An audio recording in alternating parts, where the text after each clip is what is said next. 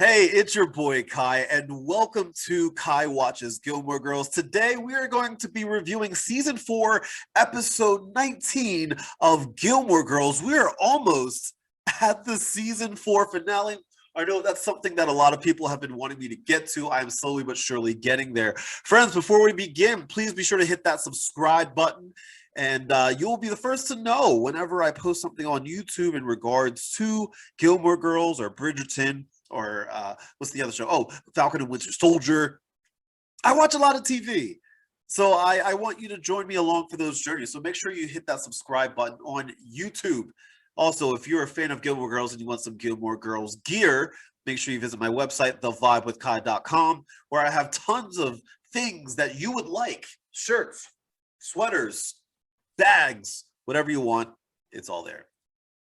Last but not least, be sure to follow me on your favorite social media platforms. Follow me on Facebook, Instagram, Twitter, Pinterest, whatever you want. Follow me at The Vibe with Kai. I'm always posting things that'll help you do good, feel good, be good, and live a good life full of good vibes. Friends, today we are talking about season 4, episode 19, which is entitled Afterboom. Let's get right into it. The episode starts off. Luke is finally sending in his divorce papers. Long time coming, to divorce that woman that he is not a fan of anymore. And Lorelai was making a big deal because she feels as though this is a ceremonial moment for him, and she feels that it should be a little bit more special. He is like, "Can I just get this done, please?" And of course, Kirk is of course working at this shop. I need to know how he's doing this. I want to look at his schedule. I want to see how he organizes himself. He might, people think he's crazy. He might actually be one of the most organized people in the world. To be able to work all of these jobs, like, I don't know successfully, but he works a lot of jobs. He's a hustler. I'm a hustler. He does it. Good for you, Kirk. I love this picture because this is a picture of Lorelai eating a Danish, I'm assuming, one that Luke has made for her while she's on the phone with both Rory and Jason. She's on 2 phones right now. And this is Luke once again proving why he is the best character in this entire show. I owe my life today when I was watching this episode. I did go on a little Luke rant. I'll be honest with you. I love Luke. He is my favorite character in the show. But I think that because he's my favorite character, I hold him at such a high regard that I think it's okay if I criticize him sometimes. But I'm not going to do that now.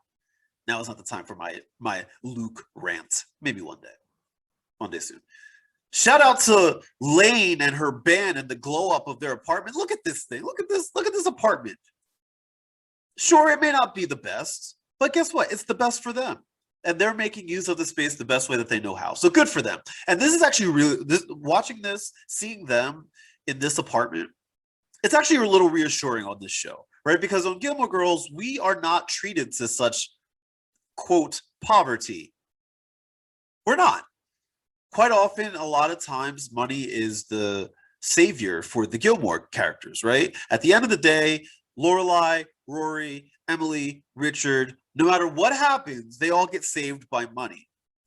Lane is the only character in this entire show that has to pay the repercussions for her actions. Yes, I said it.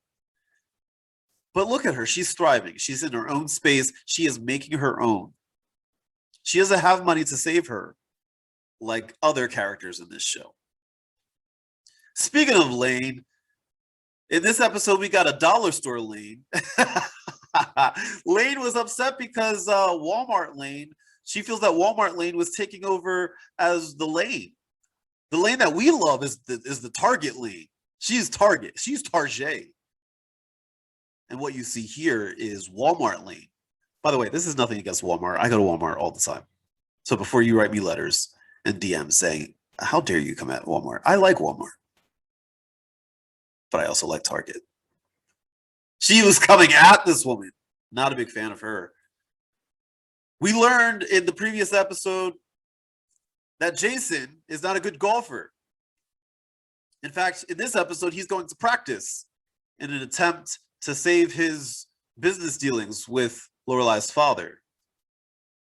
We also learned that Jason is not going to be accompanying me to my Top Golf outing that I am organizing because he will hurt the team. I cannot allow that. Poor Suki. She hurt her foot. That was her contribution to this episode. She hurt her foot. She got carried off by two lovely men. That was very kind of them. I'm going to assume this is something. This is a plot point that pays off in an upcoming episode. I hope. Otherwise, this happened, and I'm not sure why. Oh boy, we got this guy, Paris's little teacher friend that she's hooking up with. What is it? What is it that all these women are fawning over him for? Is it because he has an accent and that he's a teacher and he has, I guess, quote, power, and that he's popular? Like, what is it about? What is it about this guy? Whenever I look at him, though, I always think of Austin Powers. If you watch my 60-second recap, I give this guy an Austin Powers shout out. So go watch it if you haven't watched it already. But the women in this episode are all over this man. Is it the accent? I always thought about faking having a British accent, pretending to be like Idris Elba. I think I would be a little bit better looking if I had an accent, like a British accent, because I have an accent to most people. Like my Jersey comes out all the time. My New Jersey accent comes out all of the time. But if I had a British accent, hello, I think maybe I might have a girlfriend. Or not. This is the perfect time to remind you, if you're enjoying this so far, to hit that subscribe button. You will not regret it, or you might, who knows, but you'll never know unless you subscribe. So hit that subscribe button. Follow me on YouTube. Let's talk about Lorelai and Richard's relationship, right? I always found this very interesting because they don't really have a great relationship. They often come to fight against each other, right? And in this episode, it's no different. You know, she in this scene, she approaches Richard because Richard is doing what he has to do to, I guess, save his savings, right? Which we're going to get into in a second, by kicking Jason, her boyfriend, out of the company. It's just business, apparently, right? We'll get into that. Because of this, like Richard and Lorelai have this out for, like, they have this fight. And Emily confronts him about it, and he and his mustache are not happy about it, and that comes into play later too. Not his mustache, but her confronting him about that fight. In the next scene, we get Target Lane and Walmart Lane face to face. This is like the United States Postal Service going up against Amazon and their delivery service. This is Amazon Prime, which is the lane we love, going up against Wish. Amazon Prime, you'll get your stuff in 2 days. Wish, you'll get it in, I would say, 3 months to a year, maybe. And when you do get it, it may or may not be the thing that you thought you ordered. This scene was incredibly awkward. We got a scene with Rory approaching Paris teacher man because she wants to know that the A that she received on her paper was a legit A and not an A that he gave to her because she alludes to him finding her attractive, because what we find out is that he apparently has a new fling every semester. What a creep. That's creepy stuff right there, if it's true. And like, I do feel bad for Paris because she's falling for it. But what a creep. Ugh. Once again, let me reiterate, this is frowned upon at this college. I looked it up, like their actual rules. Is it illegal? No, because they're adults. However, the college will not be happy about it. And it is against the college's real life rules to have relations with a student, whether they are your direct student or not. I did look this up. I'm not making this up. We have this really awkward and quick dinner, Friday night dinner, with Richard, Lorelai, Rory, and Emily. And this whole scene was awkward because they were kind of rushing them in and out. Come to find out, we believe that Richard and Emily are separated, but they didn't come out and say it. Lorelai had to do some digging, and it was really awkward. And we believe that this is because, like, from what I don't know what happens next. So please allow me to live in my ignorance here. But we believe it's because of Emily confronting Richard. Now, here's where it gets personal for me. My parents stayed together. They're divorced, right? They stayed together for my sake because, and they didn't really tell me about the issues that they were having. And I remember when I found out that they were getting divorced, and I was like, where did this come from? And I was devastated. So this was very triggering for me, this entire moment when Lorelai finds out that they're separated, but they're not being open about it. You know, that was very triggering for me. Shout out to the band for rocking out at getting this gig and rocking out. They sounded pretty good. Good for them. I'm proud of them. By the way, I'm very stuffy right now. I've been stuffy so much lately. I'm going to open this window because I cannot breathe. Ugh, I took my medicine and everything. So if I sound nasally, that's why. Target Lane, the one that we like, still has a key to the house. So she goes in and she peeks in on Walmart Lane and she peeks in on her mom. I see what they were trying to do here. It's very lovely. It's very caring. A good mother-daughter moment, even though the mom is sleeping. But with that being said, friends, this was a little creepy. I'm not going to lie. I understand what they were going for here. Little weird, though. Also, where's the dad? I'm sure this is explained later, I guess. But, like, where's dad? Do we know where he is? Did they ever explicitly say that they're not together? Or if he's away? I'm sure they explain it. But, like, this is something that popped up in my head. Once again, I don't know. I don't know where things go from here. This is my first time watching it. And then at the very end of this episode, we get Jason telling Lorelai that he's going to sue her dad. Now, here's the thing. I'm going to be completely honest with you, and I said this in my live. A lot of people in my live at this point were like, screw Jason. Jason's being really mean. And this is when I decided I don't like Jason anymore. But let's think about it this way. Earlier, when we found out that Richard was doing what he had to do to save his career, I'm going to sneeze. Ooh. If you said bless you just now, even though this is a recording, just know that I'm saying thank you to you specifically. Thank you. I'm keeping this in, by the way. I'm not editing this out because this here is real life nasally Kairos.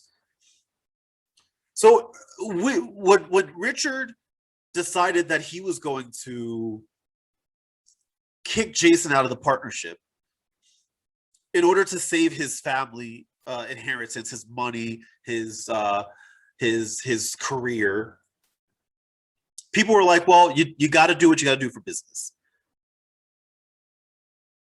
How is that different from what Jason's doing? Right? Jason's career is fledgling right now because he's losing everything.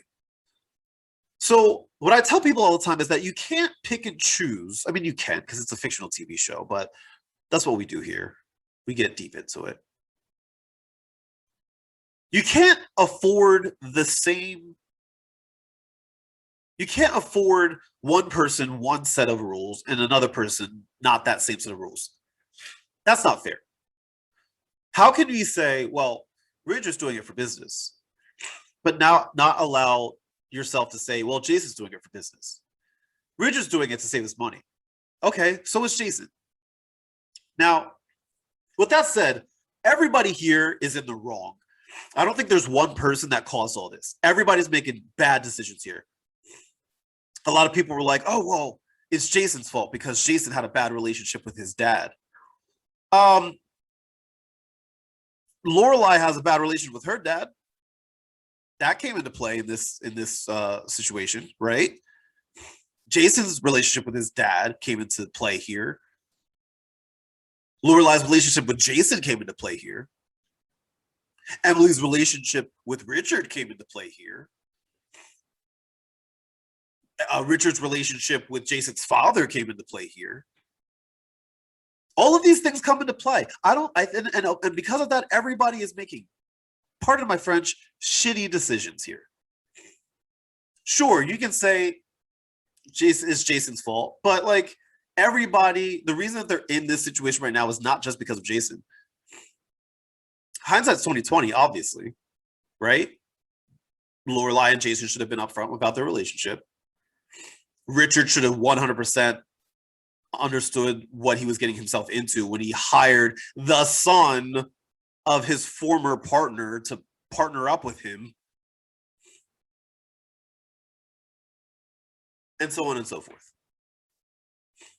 I don't blame Jason. I like Jason. You know why I like Jason? I like Jason because Lorelai is happy with Jason up until this point, right?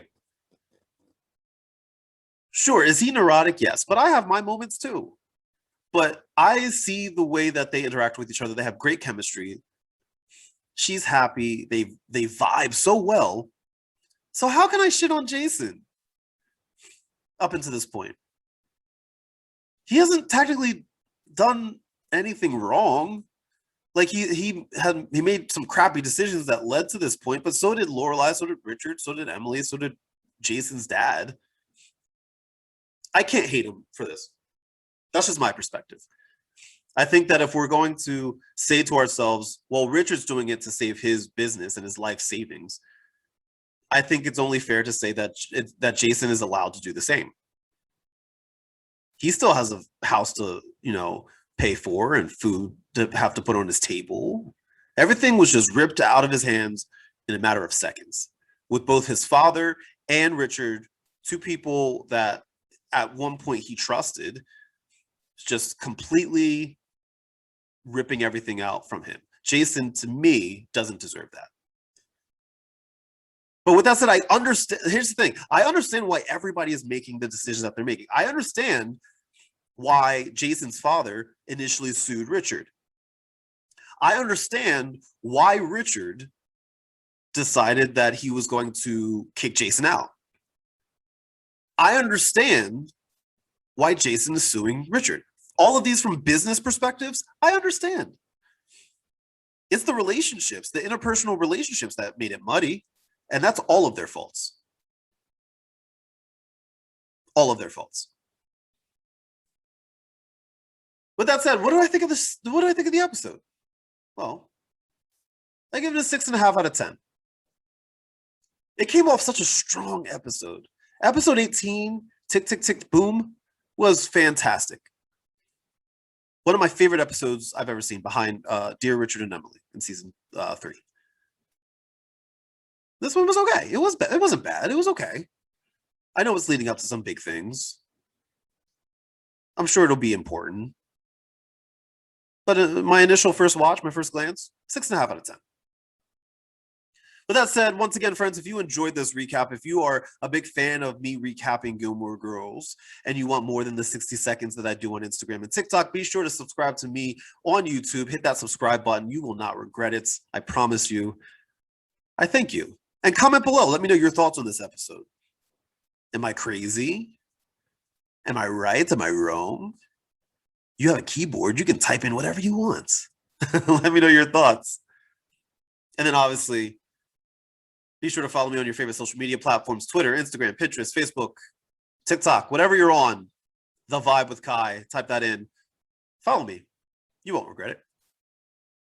Friends, family, Romans, countrymen, thank you so much for watching. Kai watches Gilmore Girls, Season 4, Episode 19. I really do appreciate it.